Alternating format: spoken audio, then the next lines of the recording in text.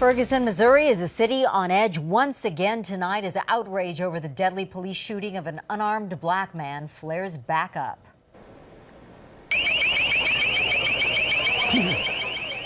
Just about an hour ago, sirens blared as police formed a line hoping to keep the peace in the St. Louis suburb.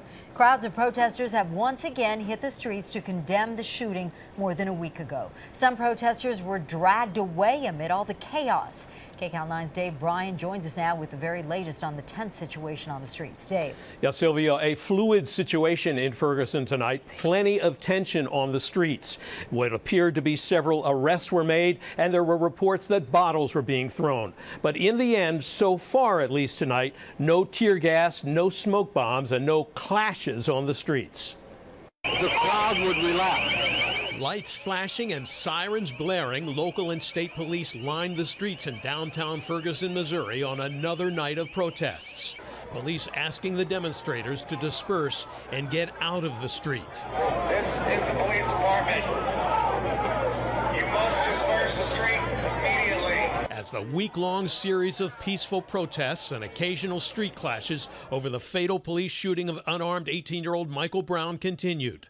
The protesters responded with their own bullhorn, shouting that Brown can't sleep and couldn't go home. Michael Brown can't sleep! Michael Brown can't go home! This new confrontation comes 24 hours after police shot off tear gas to stop what they say was coordinated violence by some protesters who fired gunshots and threw Molotov cocktails. There were 3 injuries. The difference might be the National Guard, which rolled into Ferguson to help the State Highway Patrol keep the peace once it's been established. At the White House, President Obama weighed in on the latest developments.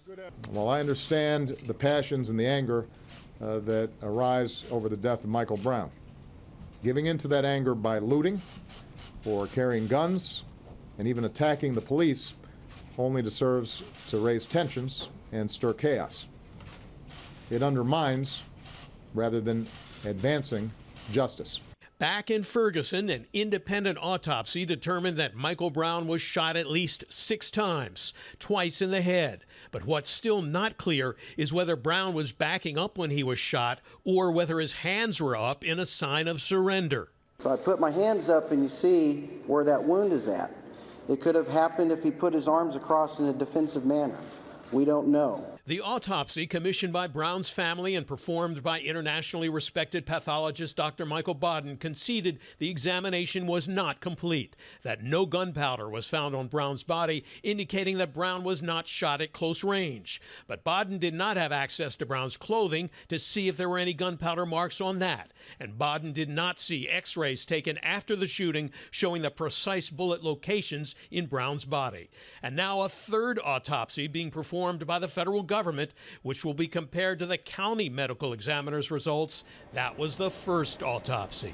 Well, again, now at the moment in Ferguson, things seem to have calmed down, but there are still protesters in the streets and lots of police and law enforcement in the area. Some local residents who participated in the peaceful part of the protest tonight said that there were provocateurs, people coming from outside of the area who were creating a lot of the violence. From the Satellite Center, Dave Bryan, KCAL 9 News.